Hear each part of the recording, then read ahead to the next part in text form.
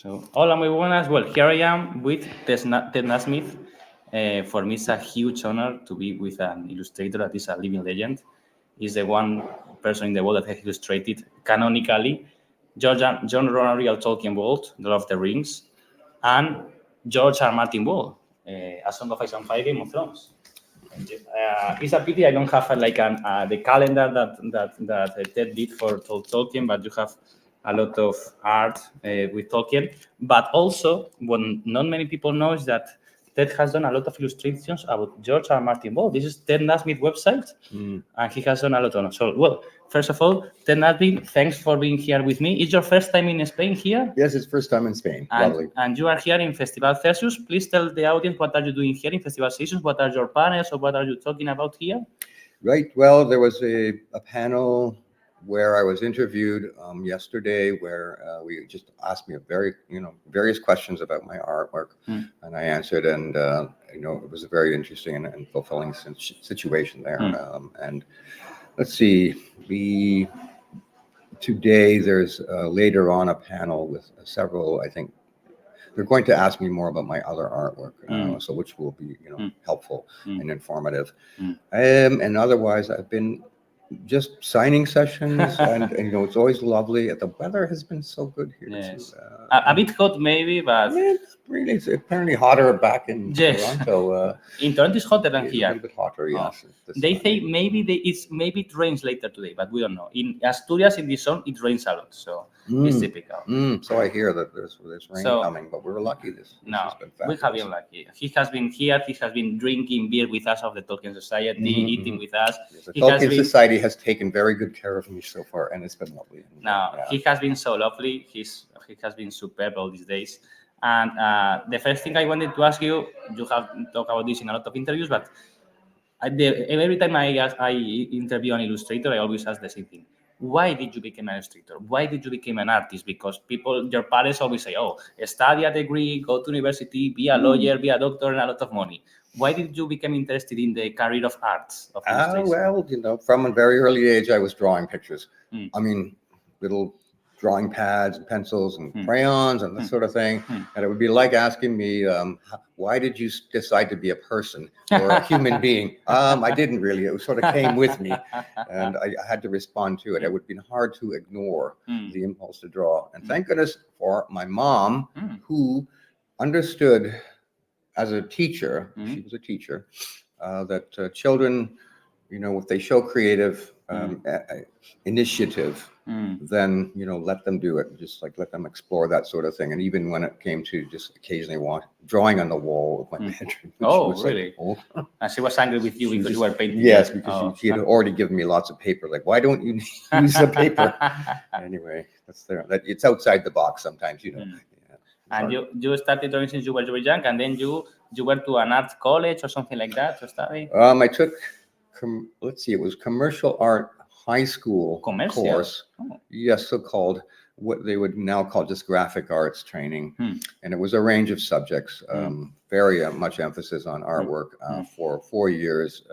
And at a very formative time, at that time, I did read The Lord of the Rings. And it was a very good situation because I was already in an artistic environment, blossoming now, whereas it hadn't been really tapped into until then. And once I was graduated, it wasn't long before I was working as an apprentice in, of all things, architectural renderings. That was something I had no real kind of experience or interest in particularly, but it turned out I was pretty good at it.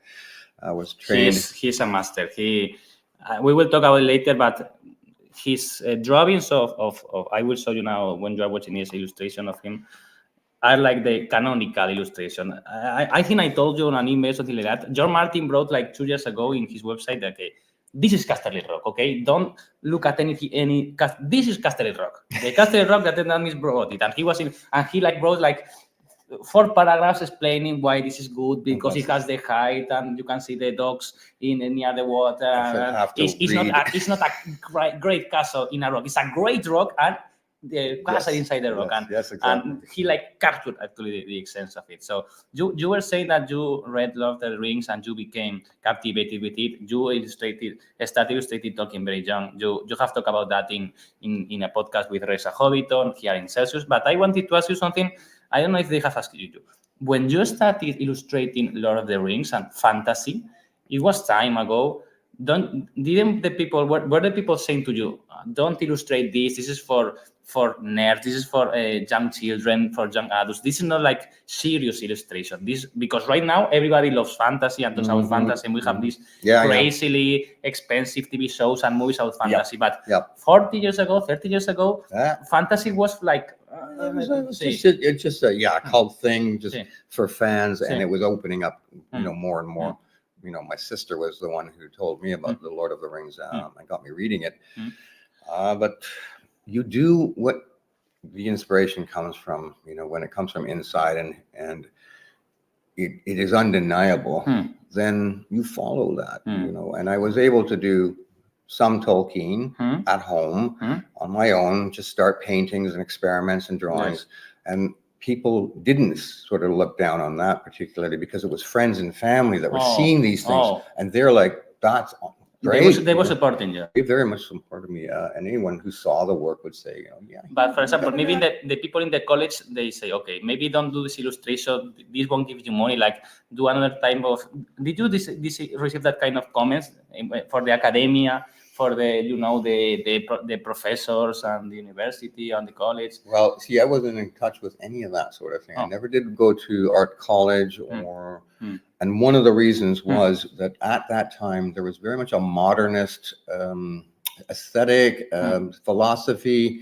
Like very realistic. I didn't think that they would be able to teach me anything about illustration, and there wasn't even a course or any such thing that it would be worth, my going to the expense of going to the art college in Toronto. Nowadays, it's a lot more diverse and more kind of broadly, I guess, suited to that. But illustrators like me were just people that ended up, we're lone wolves. We're working on our own in many ways. And I didn't know there was even a Tolkien Society. I had no idea how to contact other fans particularly. All I knew was when the calendars started arriving in Canada, that I thought, so there's a way that you could get your art put into one of these calendars if they're going to just bring out something from a different artist each year. And I thought, that's my way in.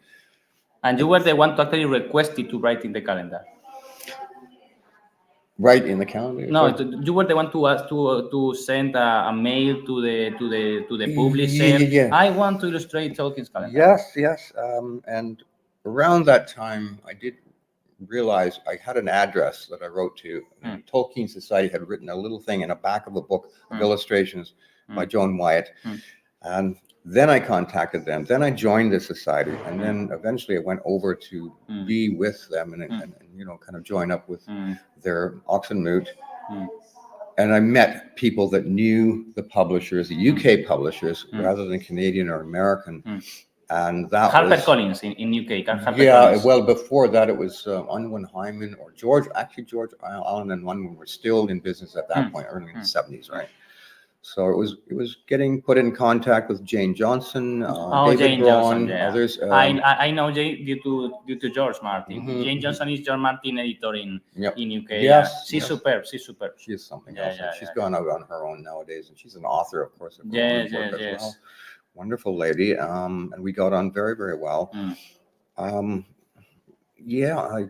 I really appreciate your initiative because nowadays is the people say, okay, I don't know how can I get published, how can I get like I do art, and how could I make that my art is published and people so that, and now they have social media and Instagram and that stuff. But back in the 70s, there was not anything like that. So nothing, no internet, nothing. It was, you just by mail. But for example, you were sending by mail your illustrations, for example. Yes, we would send photos of, photos. And well, you have talked a lot about Tolkien, and I recommend you, and I will post the link to the interview that my friend Elia did with you about Tolkien and everything. But I want to ask you about this stuff that you did, the art of J.R.R. Martin. I was telling before, J.R.R. Martin has said that nobody has captured the spirit of the fortress of Westeros, the big castles, the small settlements like you. Mm-hmm. But I think that even before you did the castles, you illustrated a Game of Thrones, the first book. So please tell me what's your story about J.R.R. Martin, how you started doing the art for J.R.R. Martin. Please tell me. Yes. Well, actually, it's the other way around. You started with the Castles calendar. came first. And that was, there were two projects. He did propose that I illustrate Game of Thrones. Actually, he proposed that I illustrate the final book. Oh, that's or with at least the dragons. third or fourth or something like that. And he sent me the first three novels. Yes. When he approached me, and I hadn't read his work. And I asked my friend Martin Springett, I said, so I get this letter from J.R.R. Martin. He's interested in, recruiting me for some illustration work. This is for me a piece of news. This is like an exclusive. This is new. I didn't know that. So he had admired my work. J.R.R. Martin actually brought to you and said, "Play, Mr. Nasmith. Please illustrate my work." Yes, he proposed. And he sent you the first three books. He did. Okay, so that was between 2000 and 2005. Okay, because book 4 was published in 2005, and I think it's very, very interesting that they told you so you should illustrate the next book, but like the cover or like an special edition. What was he asking especially? This totally for me. I am really impacted now. And he's proposing to do illustrations of the castles, and I'm saying to him, well, that's one project, and then there's another project here, and I can't be kind of doing them all at the same time. And he knew, he knows, like, I understand. And later on, he switched to, we'll get you to do an illustrated edition of the first book. Because there were three that were published under one publisher. Yeah. This, for example, an illustration I will show you later when the video is released. But for example, this is an illustration of Bran when he just awakened. This is Summer, the wolf. So you started doing this, the illustration of the characters first, or the castles? That was because you had both. Yeah, both castles came first. Yeah. We got going on that because it was going to be for the World of Ice and Fire. Yes, totally. So that was being created, and he was contributing to it. It was growing much larger than it originally had been. Because I am so proud to be friend of Elio Garcia Linda and Thompson, who are the authors of the World of Ice and Fire. But the book was published in 2014. But the idea came around that age.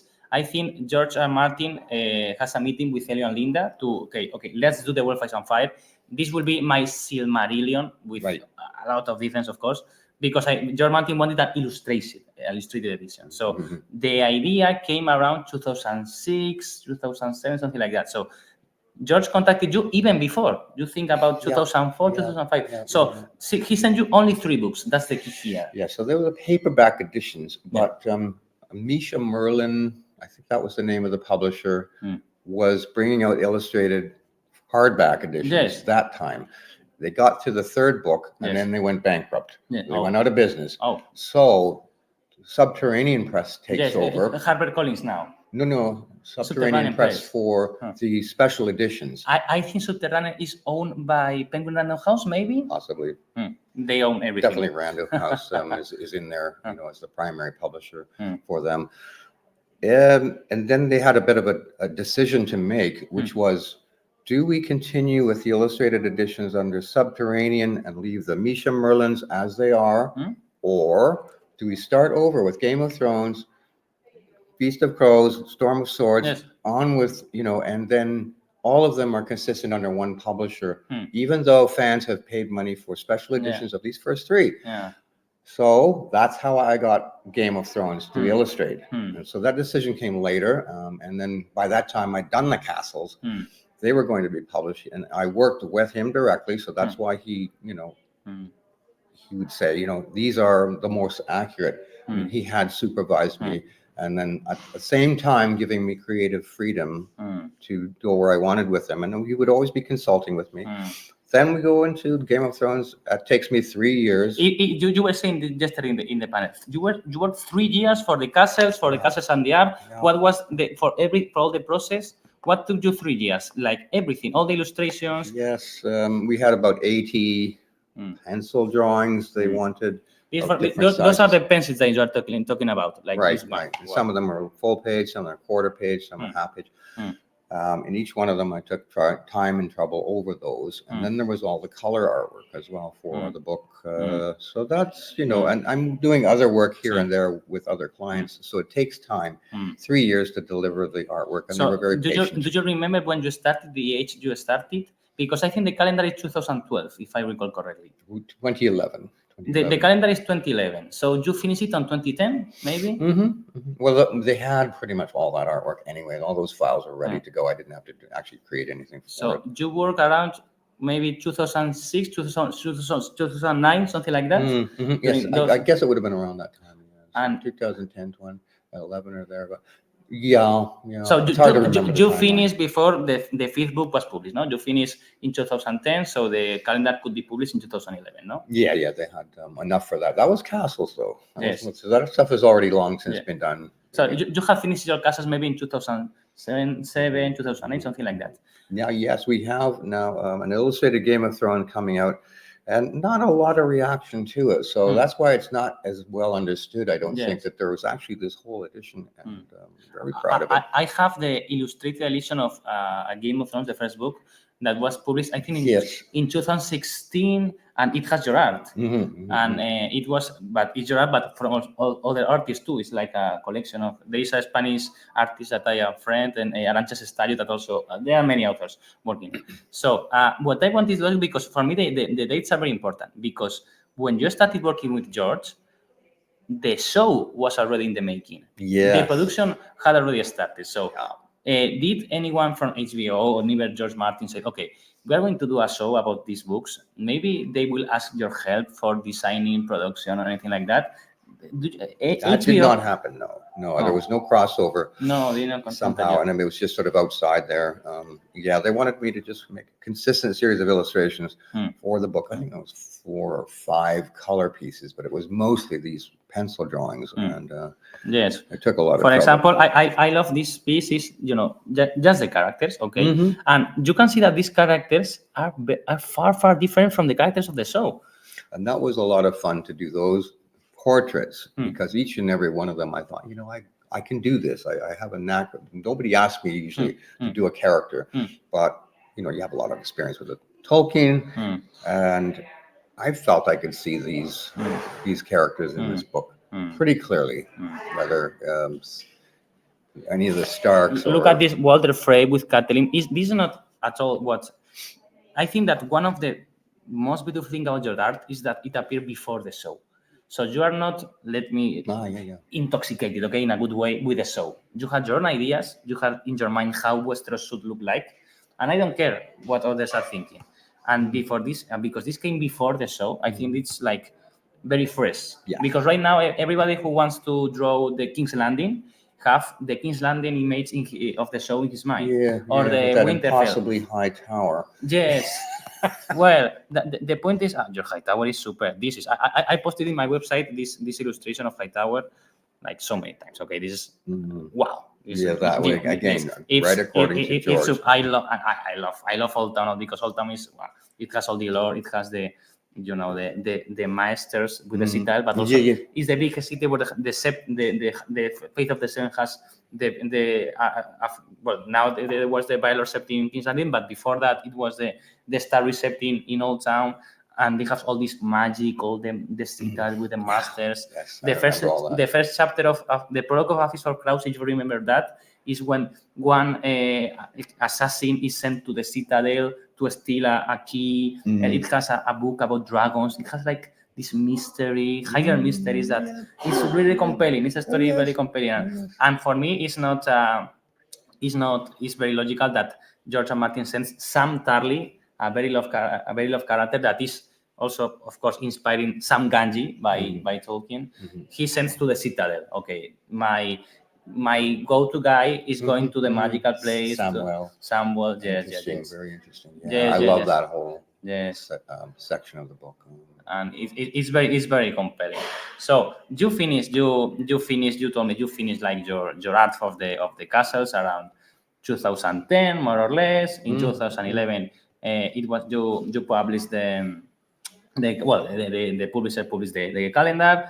But for example, I am very interested in this, the Edge Knight. That was the very first thing for R.R. Martin. This is the first thing you did. Yeah. You did this before the illustration of the characters, before the castle. So how was it? Because that must have been the publisher coming to me, because they must have passed on information from George. I don't remember having contact with him at that point. Because the Edge Knight was published in 1999. Because it was published between a Clash of Kings and a Storm of Swords, because it has this funny stuff that Dunk and Egg lives just 10 years, 15 years just after the Blackfire Rebellion. If you remember the Blackfires, this civil war between Targaryen. And because J.R.R. Martin had not thought about the Blackfires, there is not a single reference in the first Dunk and Egg story about the Blackfires. And then in the next two books, they say, oh, the Blackfire Rebellion, oh, my fire block in the Blackfire Rebellion, oh, it was so the most epic battle ever. But in the first book, because he had not imagined that, there is no reference to the Blackfire Rebellion. It's very funny. It is interesting, yeah. It's very funny. It's very, very, very funny. So, and now they are doing a show about this. Right, really? Right now, while we are here, J.R.R. Martin is in the set in Belfast, in Northern Ireland, in the set of A Night of the Seven Kingdoms. Did you know that?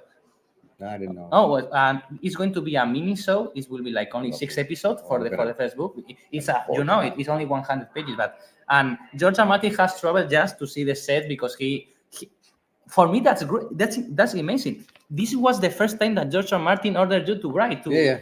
Because George loves Dunk and Egg, because it's I always say that Dunk and Egg is not like the big castles, the great battles with dragons. It's a more intimate story. And the knight and the squire. And it makes me think of A Knight's Tale, the film. Yes. We had the modern soundtrack. Yes. It was really fun. Queen. Oh. So this was the first thing, because when I saw this in your website, I thought it was the last. Okay, after all the castle, please do a rendition of my favorite character, Dunk. No, it was the first thing they actually. So it was maybe in 2005 or something like that, very early. Very early. Hard to establish. Very early.